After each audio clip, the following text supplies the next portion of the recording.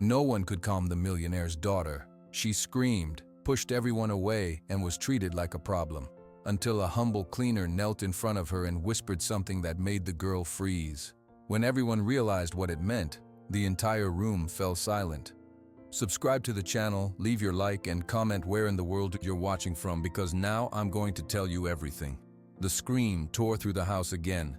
It was not the sound of a child throwing a tantrum. It was a raw, ragged sound of pure pain. It echoed off the high ceilings and the cold marble floors. In the grand hallway, a little girl in a faded pink dress lay on the floor. Her small body was rigid. Her face was red and wet with tears. Her name was Lucy. A woman in a crisp gray suit knelt nearby, her hands outstretched. "Lucy, sweetheart, please, look at the dolly. See the dolly." Lucy's only answer was another scream, louder this time. She kicked her feet against the floor. A man stood a few feet away. He wore a dark blue suit. His name was Noah Carter. He did not move toward his daughter. His hands were clenched at his sides. "She does not want the doll," Noah said. His voice was quiet and flat. "Mr. Carter, I just need more time," the woman said. She was the fourth nanny this month. Her name was Miss Grace. "We are building trust." "You have had 7 days," Noah said. He looked at his watch. "The doctor said a week would show progress. This is not progress." Lucy's screams reached a new pitch. She began to hit her own head with her small fists. Miss Grace reached for her. Lucy flailed, her hand striking the woman's arm. "Oh!" Miss Grace stood up quickly. She rubbed her arm. Her eyes were wide. I am sorry, Mr. Carter. I cannot do this. She is too strong. She is disturbed." Noah closed his eyes for a second. When he opened them, he looked past the nanny, past his daughter. "Collect your things. I will have your payment ready." The woman did not say another word. She turned and walked quickly down the hall, her heels clicking on the floor until the sound was gone. Now it was just Noah and the screams. He slowly walked closer and knelt on the floor. The marble was hard and cold through his suit pants. "Lucy," he said. "Lucy, please." She did not look at him. She stared at the wall, screaming, her little body shaking. "Please," Noah whispered. "Just stop. Tell me what you need. I will buy it. I will build it. Just tell me." But Lucy had not spoken a single word in 1 year, not since the day her mother Amelia died. The doctors had many names for it: selective mutism, traumatic grief. Noah just called it the silence, a silence that was always filled with screams. He reached out a hand to touch her shoulder. Lucy recoiled as if burned. She scrambled backwards on the floor away from him until her back hit the wall. She pulled her knees to her chest and hid her face. The screams became muffled sobs. Noah's hand hung in the empty air. He let it fall to his side. He stood up, his knees aching. He straightened his tie, a smooth, automatic motion. He looked down at his daughter, a small ball of pink fabric and misery against the giant wall. He was a man who could solve complex problems. He had built a company from nothing. He could look at lines of computer code and see the error in a second. But he could not fix this. He could not reach her. The big house felt like a museum, a cold, clean museum of their old life. Amelia's favorite vase still sat on the table. Her books were still on the shelf, but the warmth was gone. The only sound was grief. From the far end of the hallway, another person watched. She held a cleaning bucket in one hand and a mop in the other.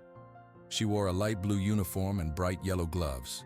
Her name was Maria Flores. It was Tuesday, her cleaning day. She had seen nannies come and go. She had heard the screams every week. She saw the broken toys in the trash and the uneaten food on Lucy's tray. Maria's heart ached, a sharp physical pain in her chest. She looked at the little girl and saw not a problem, but a child drowning in sadness. She looked at the man in the fine suit and saw not a rich boss, but a father who was utterly lost. Noah turned and walked away, his steps slow and heavy.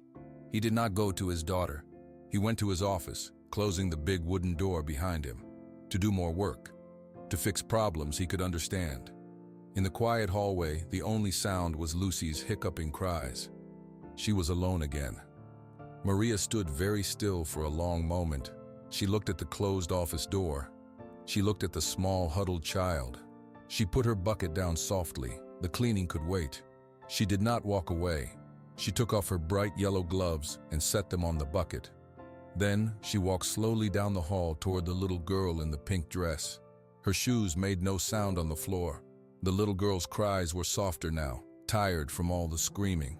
Maria Flores moved closer until she was just a few feet away. She did not speak. She simply lowered herself to the cold marble floor. She sat on her knees, not too close. She made sure Lucy could see her. Lucy's breath hitched. She peered over her own arm, her hazel eyes wide and wet with tears. She watched the woman in the blue uniform. "This floor is very cold," Maria said, her voice soft. She kept her hands in her lap. "Your dress is very pretty. Pink is a happy color." Lucy hid her face again. A small, shaky sob came from her. Maria did not move. She just waited.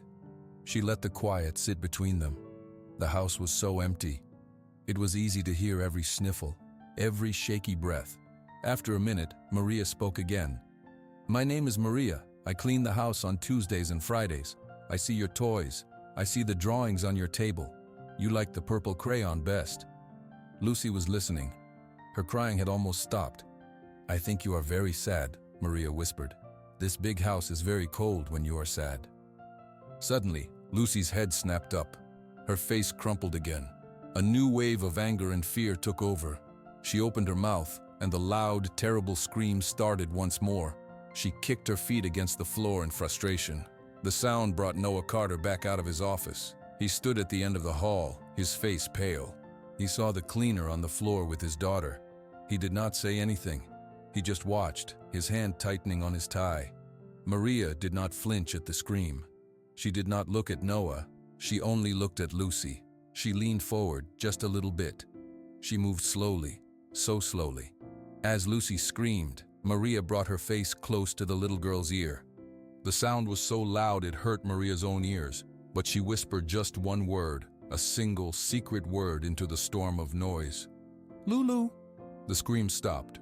It stopped as if someone had turned off a switch. Lucy's whole body froze. Her eyes, squeezed shut, flew open. She pulled her head back to stare at Maria. Her mouth was still open, but no sound came out. She looked shocked. She looked confused. The silence in the hallway was complete. It was a thick, heavy silence. Noah took a step forward. He did not breathe. What did she say? What word could do that? Lucy stared at Maria's face. She searched her eyes. Maria gave a small, gentle nod. A tear rolled down Maria's own cheek. Very, very slowly, Lucy uncurled her body. She moved from the wall. On her hands and knees, she crawled the short distance across the floor to Maria. She did not stop until she was right in front of her. Then, Lucy Carter lifted her small arms. She wrapped them around Maria's neck. She buried her face in Maria's shoulder. She held on, her little hands clutching the blue uniform fabric. She was perfectly still and completely silent. Maria closed her eyes. She brought one hand up and rested it lightly on Lucy's back.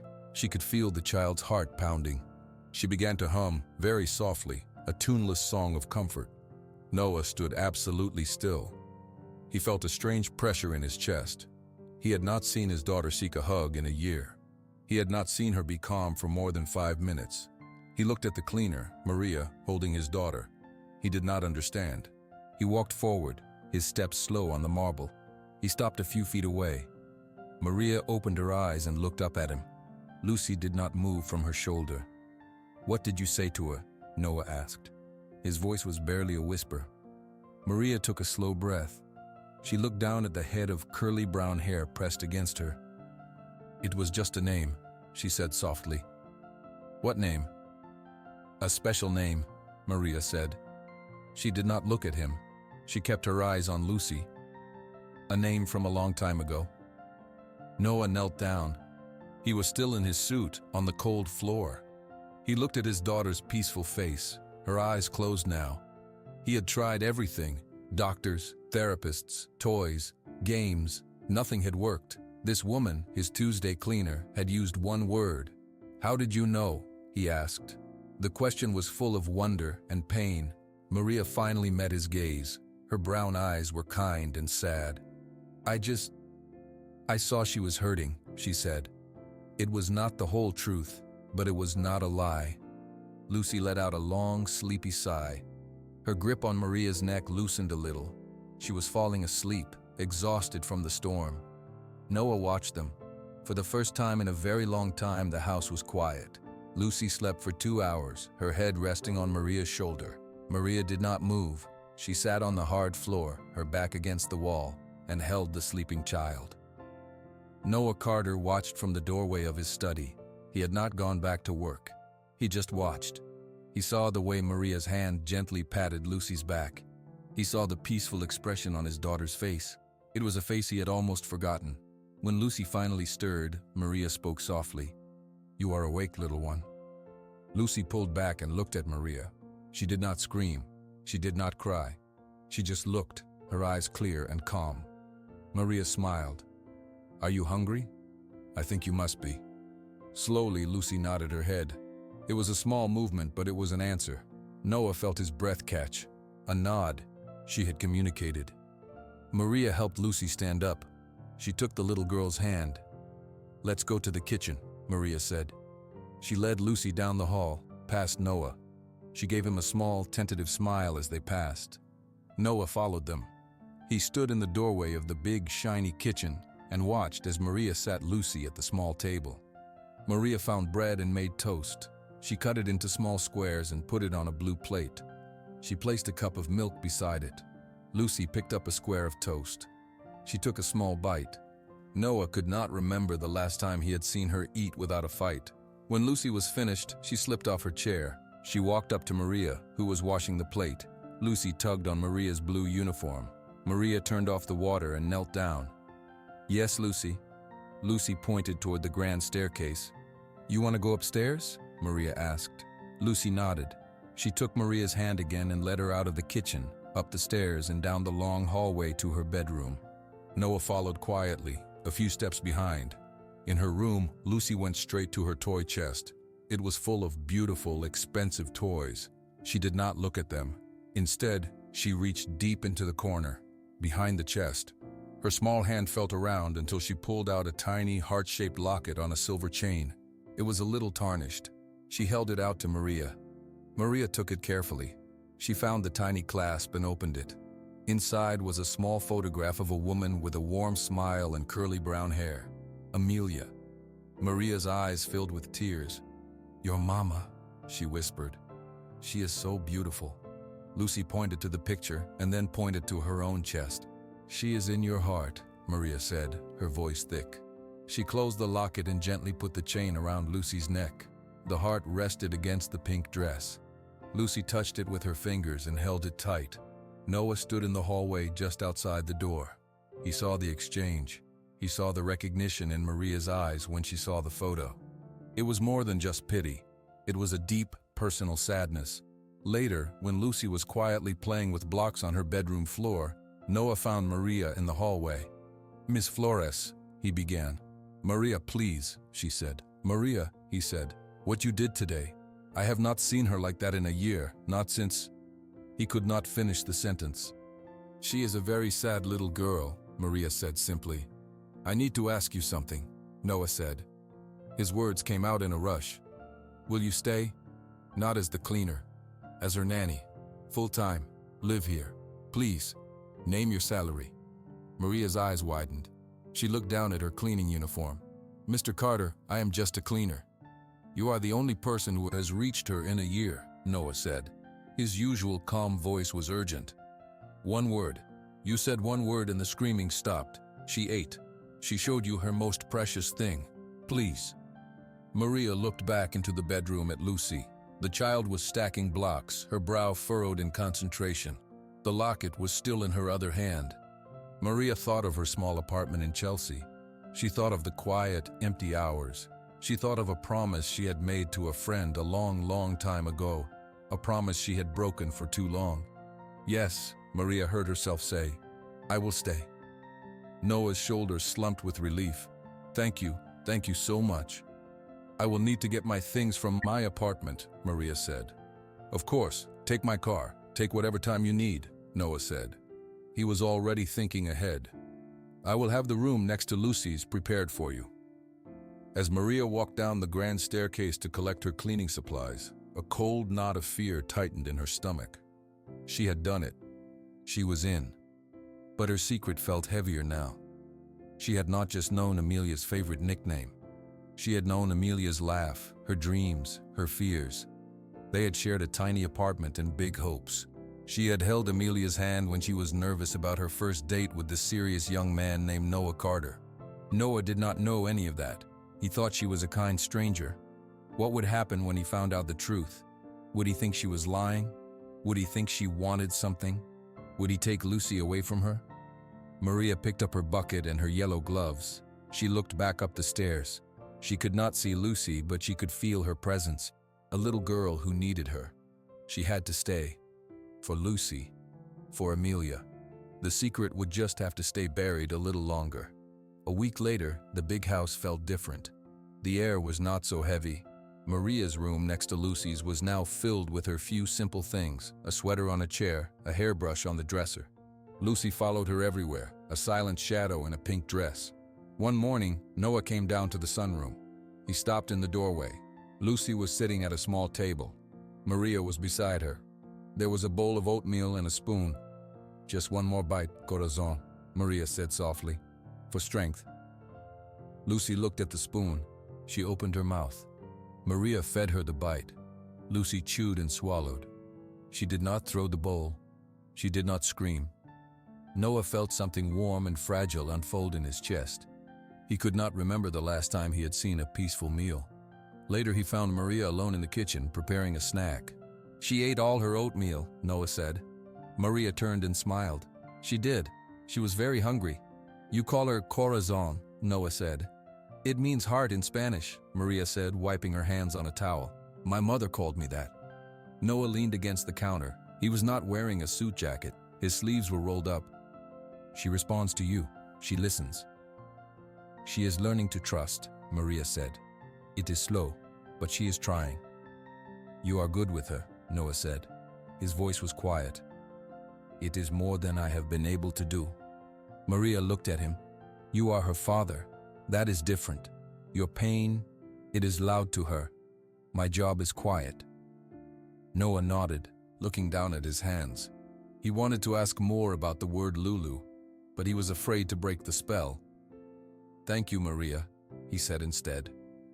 From the hallway, another pair of eyes watched this exchange. Evelyn Reed, Noah's assistant, stood perfectly still. She wore a severe black dress. Her lips were a thin line. Evelyn had been with Noah since the early days of his company. She managed his schedule, his meetings, his life. She did not like changes. And Maria Flores was a big change. That afternoon, while Maria was outside with Lucy on the lawn, Evelyn walked into the sunroom. She found a child's drawing on the table. It was a simple thing, a yellow circle and some green lines. Maria had written sun and grass at the top in careful letters. Evelyn picked it up. She studied it.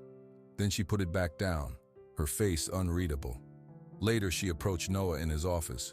He was looking at papers, but he was not really seeing them. "Noah," Evelyn said. "A word?" "Of course, Evelyn. What is it?" "This new nanny, Maria." Evelyn's tone was cool and professional. "I have run a standard background check. It is very clean, almost too clean. She has no references from previous nanny work, only cleaning jobs." Noah looked up. "She was a cleaner here. I saw what she did with my own eyes. That is the only reference I need." "I understand," Evelyn said smoothly. "But we must be cautious. A woman from a simpler background moving into this house. The financial incentives are significant." Noah's expression hardened just a little. "Are you suggesting she is here for money?" "I am suggesting it is a possibility we must consider," Evelyn said. She placed her hands neatly on his desk. "You are a wealthy man. Lucy is a vulnerable child. She has no mother. A woman could see an opportunity."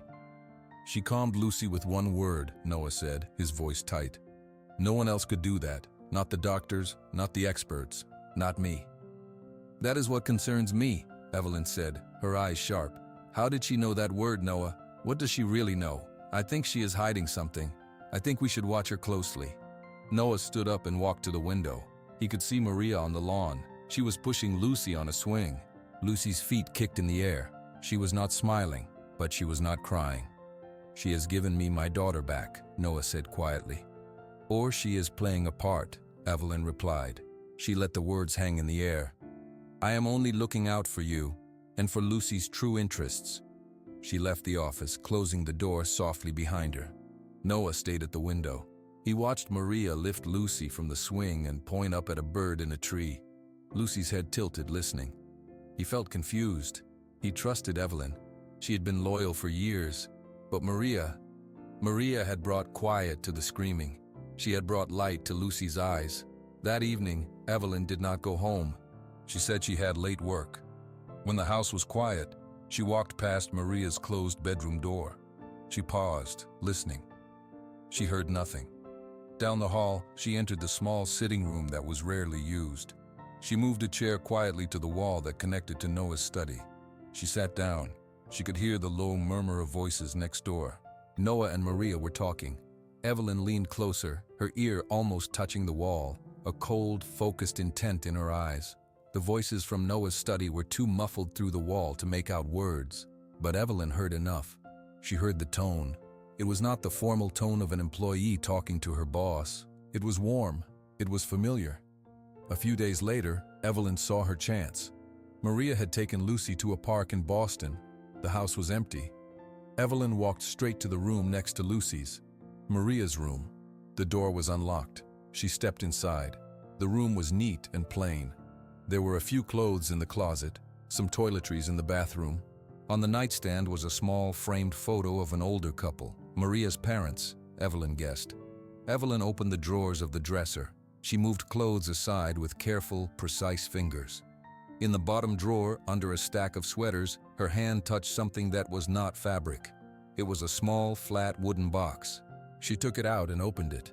Inside were not jewels or money. There were paper things, a pressed flower, a ticket stub from a movie theater, and photographs. Evelyn lifted the top photograph. It was old, a little faded. It showed two young women, arms around each other, laughing on a sofa in a small, sunny apartment. One woman had wild, curly brown hair and a bright smile, Amelia Carter. The other woman, her head thrown back in laughter, was younger. Her hair was different, but the eyes were the same. It was Maria Flores. Evelyn's breath came out in a slow, cold stream.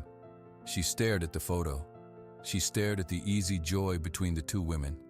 This was not a casual meeting. This was a deep friendship. She took the photo and closed the box. She put the box back exactly where she found it. Then she walked, her steps quick and sure, to Noah's office. He was on the phone but ended the call when she entered. His face was relaxed, the tight worry from the past year slightly softened. "Evelyn, do you need something?" "I found something you need to see," Evelyn said. Her voice was calm and clean, like a knife. She placed the photograph on his desk in front of him. Noah looked down. He saw Amelia's face first, and a small sad smile touched his lips. Then he saw the other woman. His smile faded. He picked up the photo, his brow furrowed. "Where did you get this?" "In her room," Evelyn said. "In Maria's room, hidden in a box." Noah's eyes snapped up to hers. "You went into her room?" "To protect you," Evelyn said without flinching. "You asked me to be cautious, so I was. Look at them, Noah. Look how close they are. Maria knew your wife. She knew her very well. And she never said a single word to you about it." Noah stared at the picture. He saw Amelia's happiness. He saw a version of Maria he had never known. A bolt of pain shot through him. Why would she hide this? All this time, he whispered. She knew Amelia. She knew about Lucy. She knew everything. He thought of the word Lulu, the secret nickname. Of course she knew it. "She lied to you," Evelyn stated. "She lied to get this job. She lied to get close to Lucy. She lied to get into this house. She is a schemer. She played on your grief." Noah stood up, the photo crumpling slightly in his hand. His face was pale, his earlier calm shattered. "Thank you, Evelyn. That will be all." Evelyn nodded and left, a look of cold satisfaction in her eyes. Noah did not wait. He walked out of his office and through the house. He found Maria in the kitchen. She was cutting an apple into slices for Lucy's return. "Maria," he said. His voice was harsh. She turned, and the smile on her face died when she saw his expression. She saw the photograph in his hand. Her knife clattered onto the counter. "Noah, I can explain," she said quickly, her hands beginning to shake. "You knew her. he said, holding up the photo. You were her friend, you lived with her, you laughed with her, and you never told me. I wanted to tell you, Maria said, her eyes filling with tears. I was afraid.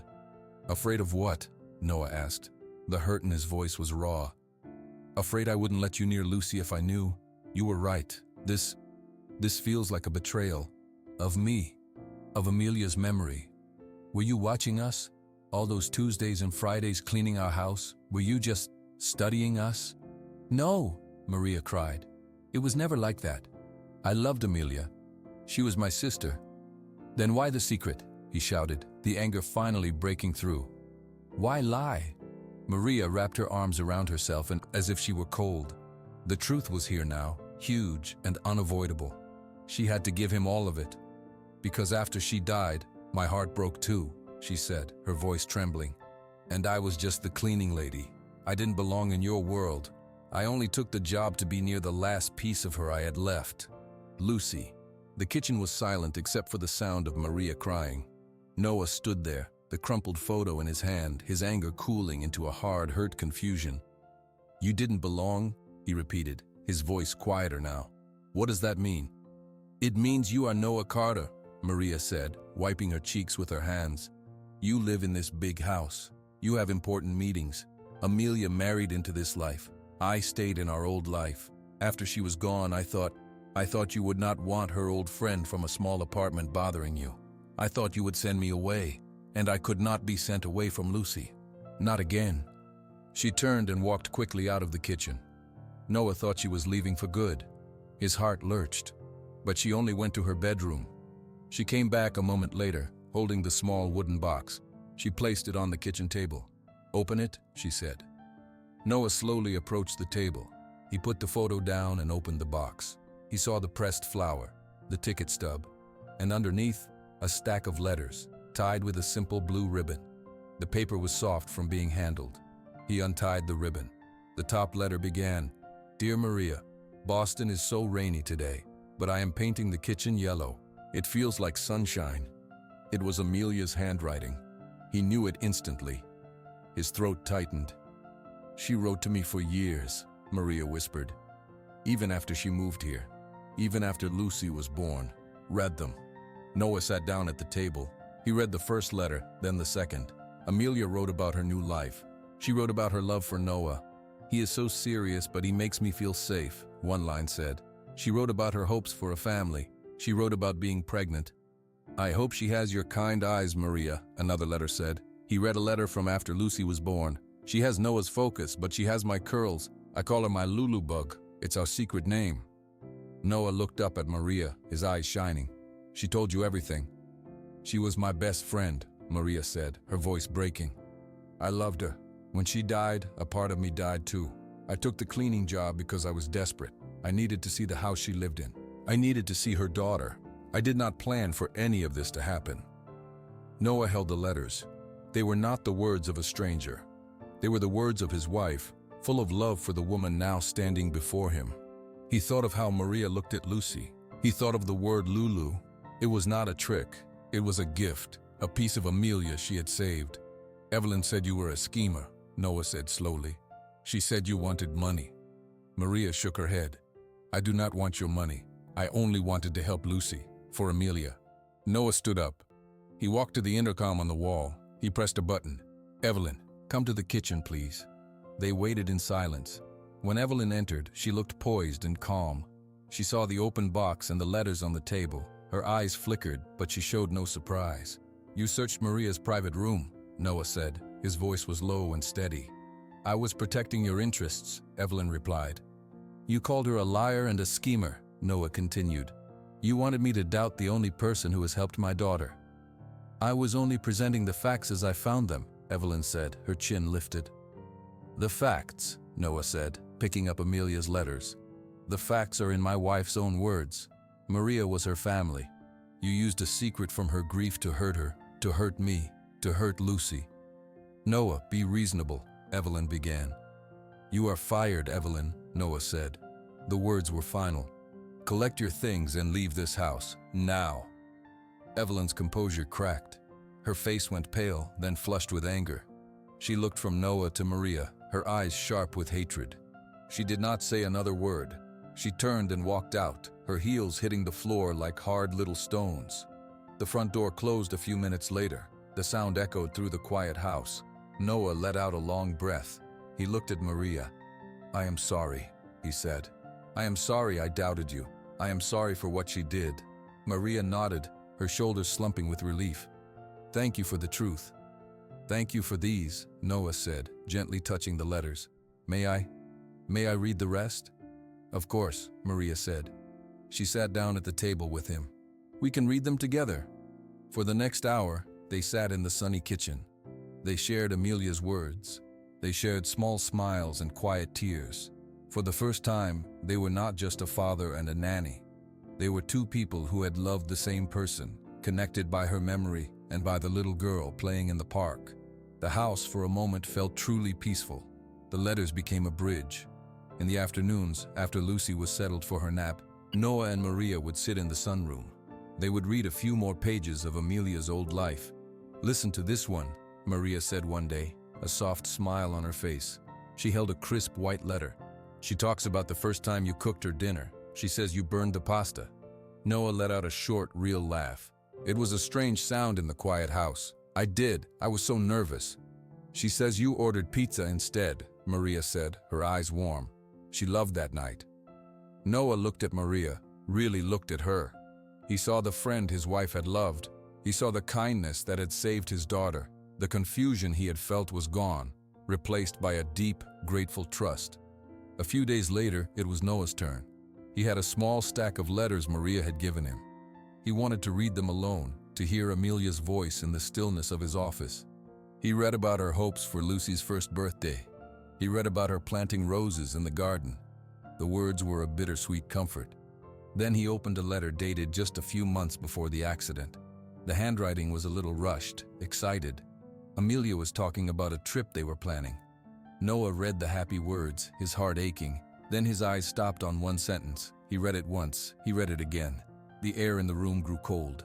He stood up, the letter in his hand. He walked quickly to the sunroom. Maria was there, folding a small pile of Lucy's clothes.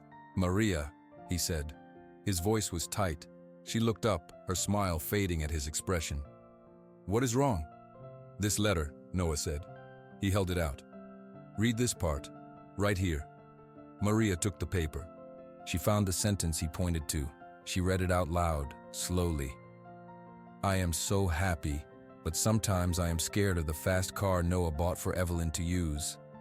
The room was very quiet. Maria looked up at Noah. "The fast car? The black sports car?" Noah nodded. His face was pale. "I bought it for the company.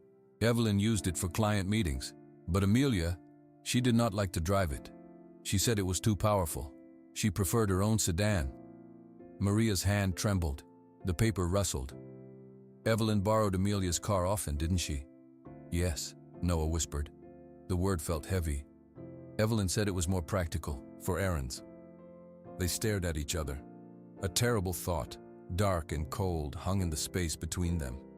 "The day of the accident," Maria began, her voice barely audible. "Evelyn had Amelia's car," Noah finished. He remembered it clearly now. Evelyn had taken it that morning. She said she needed to pick up important documents. Amelia had stayed home with Lucy. "The police report," Noah said, his mind racing. It said the brakes on Amelia's car failed, a tragic mechanical flaw. But what if Maria could not say it? What if they did not just fail? Noah said the words for her. He sat down heavily in a chair. What if someone made them fail? Maria put a hand over her mouth. Her eyes were wide with horror. "Evelyn loved you," she whispered. "She was jealous of Amelia. I remember Amelia telling me, a long time ago. She said Evelyn was always too possessive of you. She thought it was just loyalty." Noah thought of Evelyn's cold eyes when she was fired. He thought of her determination to get rid of Maria. He thought of her constant presence, her control over his schedule, his life. "The car was in the company garage," he said slowly. "Evelyn had access. She knew cars. Her father was a mechanic." They sat in silence for a long time. The happy sunroom felt like a different place. The letters on the table were no longer just memories. One sentence had turned them into evidence. Noah looked at Maria. All the peace they had found was gone. shattered by a new, more terrifying kind of pain. "We have to know," he said finally. "We have to know the truth." "We have to be careful," Maria said, her voice low. "We cannot just ask questions. If she did this, she is dangerous." Noah paced the sunroom floor. "I trusted her with everything. My business, my home, my family." He stopped, turning to Maria. "Amelia was scared of that car. She wrote it down. Why didn't she tell me?" "Maybe she thought you would not listen," Maria said gently. "Maybe she thought you would say it was just a car." Noah winced. He knew it was true. A year ago, he would have dismissed it. He would have told Amelia not to worry about machines. He was a man who fixed problems with logic. He did not understand fear. "Evelyn borrowed the car all the time," Noah said, thinking aloud. "She said it was for work, but what if she was studying it, learning about it?" "Do you remember the days before the accident?" Maria asked. "Was Evelyn acting strange?" Noah closed his eyes, trying to push past the fog of grief. "She was impatient. Amelia had asked me to spend more time at home. I canceled a few meetings. Evelyn was upset. She said the company needed me. She said Amelia was being emotional." Maria leaned forward. "She was jealous of the time you spent with your own wife." "I thought she was just dedicated," Noah said, the realization sour in his mouth. "She was my friend from college. She never had a family of her own. I thought the company was her family." "What about the car after the accident?" Maria asked. "What happened to it?" "It was towed to the police impound lot," Noah said. "Then it was released to the insurance company. It was declared a total loss. They crushed it." "So the proof is gone," Maria said, sinking back. "Not all of it," Noah said, a new thought forming. "The maintenance. All the company cars were serviced at the same garage. There are records, invoices, work orders. Would they still have them?" Maria asked. "I have all company records for the past 5 years," Noah said. "In my office, electronic and paper." Evelyn handled the car schedules. She arranged the servicing. He walked quickly to his office, Maria following. He went to a large filing cabinet. He pulled out a drawer labeled Vehicle Maintenance. He lifted out a thick set of folders. They sat at his desk and spread the papers out. They looked at invoices for oil changes, tire rotations. They found the records for Amelia's sedan. Noah pointed to a line. "Here, the car had a full service 2 weeks before the accident. Everything was marked as perfect. The brakes were inspected and passed." Maria traced her finger down the page. "Who authorized the work?" Noah looked at the signature. His blood ran cold. "Evelyn Reed." He flipped through more pages. "She authorized all the work on Amelia's car, not just that time, every time." "Would a mechanic remember?" Maria asked. "If someone asked strange questions about brakes?" "It was a year ago," Noah said, "but maybe." He found the garage's contact information. The name was Tony's Auto Care. He remembered Tony, a big man with gentle hands who loved talking about engines. "We cannot call," Maria said. "He might tell someone we asked." "We will go," Noah said, his mind made up. "Tomorrow morning, we will say we are reviewing old expenses. We will ask general questions." Maria nodded. "And Lucy?" "We will take her with us," Noah said. "She is always with you. It will look normal. A family errand." The word family hung in the air between them. They were not a family. They were two people bound together by love for a lost woman and her child, and now by a terrible suspicion. The next morning, they drove to a different part of Boston. Tony's Auto Care was a small, clean garage with 3 bays. A bell rang as they entered. Lucy held Maria's hand tightly. A man in blue overalls wiped his hands on a rag. He had a kind, weathered face. "Mr. Carter? Long time no see." "Hello, Tony," Noah said, forcing a calm smile. "How are you?" "Good, good. What can I do for you?" Tony's eyes flicked to Maria and Lucy with friendly curiosity. "I am reviewing some old accounts," Noah said. "For the company cars. I had a question about the service on my wife's sedan, the silver one, about a year ago." Tony's smile faded a little. "Oh, yes, I remember. A terrible thing. The police asked many questions." "I know," Noah said. His heart was pounding. "The report said brake failure. I need to understand. The service 2 weeks before said the brakes were perfect." Tony shifted his weight. He looked at the floor, then at Noah. I stand by my work, Mr. Carter. Those brakes were solid. I believe you, Noah said quickly. But could something have happened after? Could someone have tampered with them? Tony was silent for a long time. He looked around his empty garage. He lowered his voice. Your assistant, the strict lady. She was here the night before the accident. Noah's breath caught. Evelyn? Tony nodded. She said she left a folder in the car.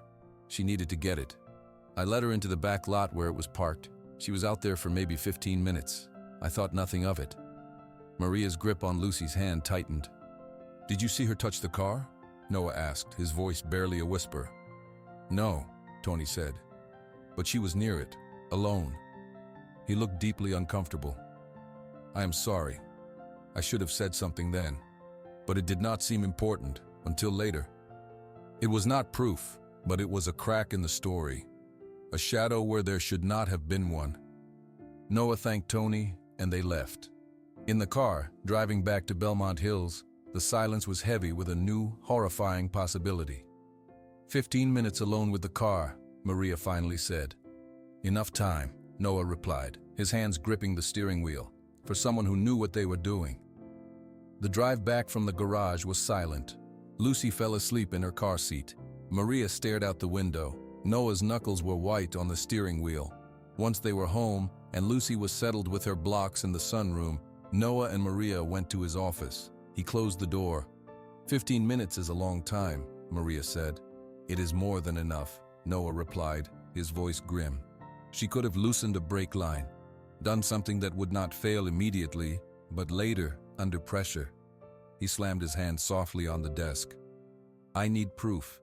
Tony's word is not enough. It is just a memory. The police will say it is nothing. What else can we look for? Maria asked. You said she handled everything. Are there receipts? Credit card statements? Noah's eyes lit up. Yes, company cards, all expenditures. He turned to his computer. His fingers flew over the keyboard. He pulled up financial records from the year before. He searched for Evelyn's corporate card charges. He scanned through hotel bills, restaurant meals, office supplies. Then he stopped. He pointed at the screen. Look, this charge.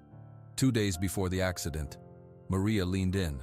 It was a charge from a store called Boston Hardware Tools. The amount was for $127. What did she buy? Maria whispered. The receipt would list the items, Noah said. He searched the digital files for a scanned copy of the receipt. It took a few minutes, then he found it. He opened the file.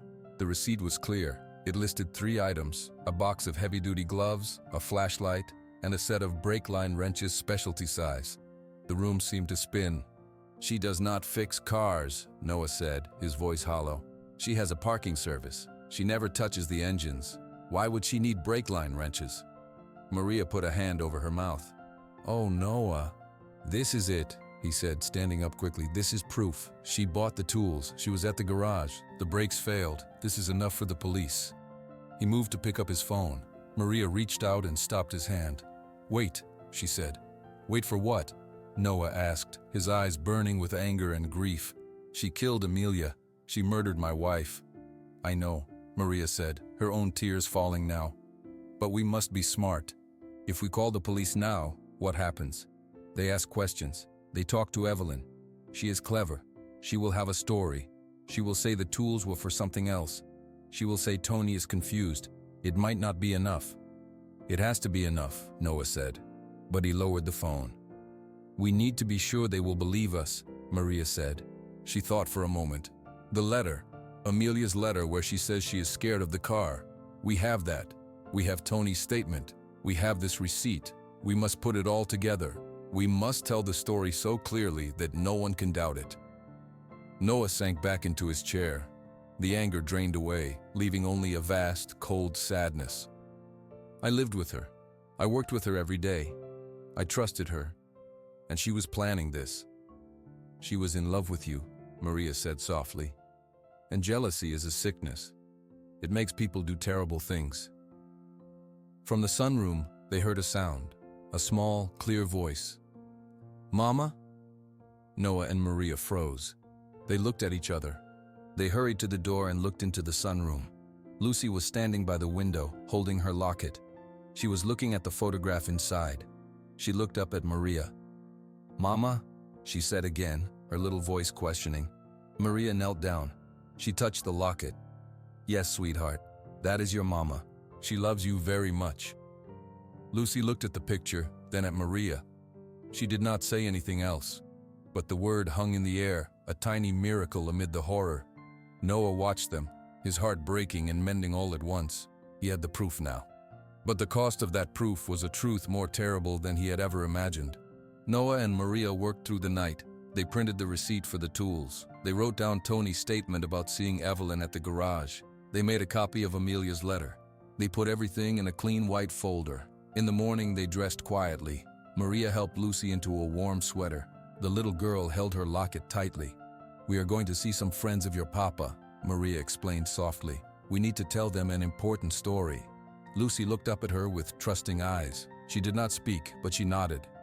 They drove to the Boston Police Department in silence. Noah carried the folder. His hand was steady, but his heart was a wild drum in his chest. At the front desk, a police officer looked up. "Can I help you?" "I need to speak with someone about my wife's death," Noah said. His voice was clear. "Amelia Carter, the car accident on Reynolds Avenue 1 year ago. I have new information." The officer's expression changed. He picked up a phone. A few minutes later, a detective came out. Her name was Detective Miller. She had a kind, tired face. She led them to a small room. For the next hour, Noah and Maria told their story. They showed her the folder. They explained about Evelyn, the jealousy, the car, the tools, the visit to the garage. Detective Miller listened carefully. She read Amelia's letter. She looked at the receipt. She asked many questions. "This is very serious," she said finally. "We will need to speak with Mr. Tony from the garage. We will need to pull the original accident report. We will need to find Evelyn Reed. She is staying at a hotel in the city," Noah said. He gave her the name. "She has been calling my office, wanting to meet. She says she has things to explain." Detective Miller stood up. "Do not contact her.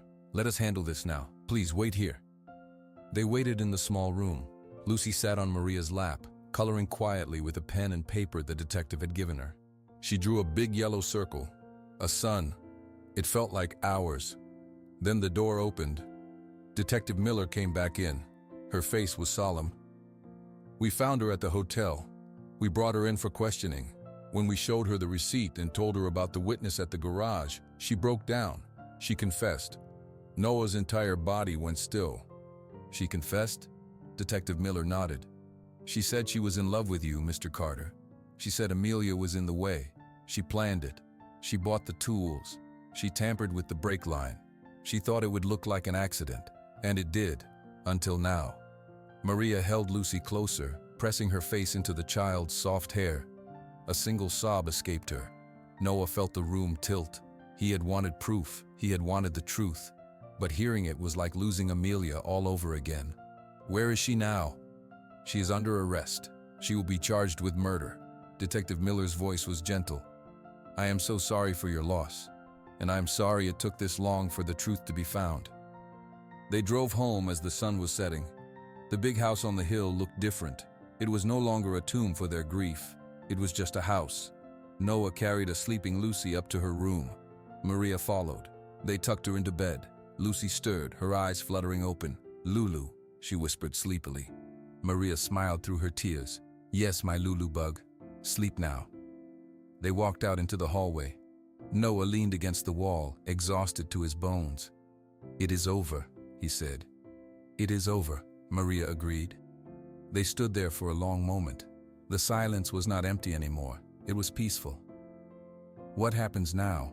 Maria asked softly. Noah looked at her. He saw the woman who had fought for his daughter, the woman who had loved his wife, the woman who had helped him find the truth. "Now," he said, "we live. For Amelia. For Lucy." Maria nodded. "I would like that." In the weeks that followed, the house in Belmont Hills began to change. The windows were opened to let in fresh air. Lucy's pink dress was washed and put in a drawer. She started to wear a blue sweater. She started to say more words. Juice, book, Maria, Papa. One evening, they were all in the sunroom. Lucy was playing on the rug. Noah and Maria sat on the sofa, watching her. The hearing is next month, Noah said. We will not have to go. The confession is enough. Good, Maria said. She was mending a small tear in Lucy's stuffed rabbit. Noah watched her hands, capable and gentle. Maria, he said, will you stay? Not just as Lucy's nanny, as part of this family, our family. Maria looked up, her eyes shining. She looked at Lucy, who was carefully stacking blocks. She looked back at Noah. Yes, she said. This is exactly where I am meant to be. Lucy stood up. She walked over to them, a block in each hand. She gave one block to Noah and one to Maria. Then she climbed up and settled between them, a warm, quiet weight. Outside, the wind blew through the trees. Inside, the big house was finally warm and full of a quiet, healing love.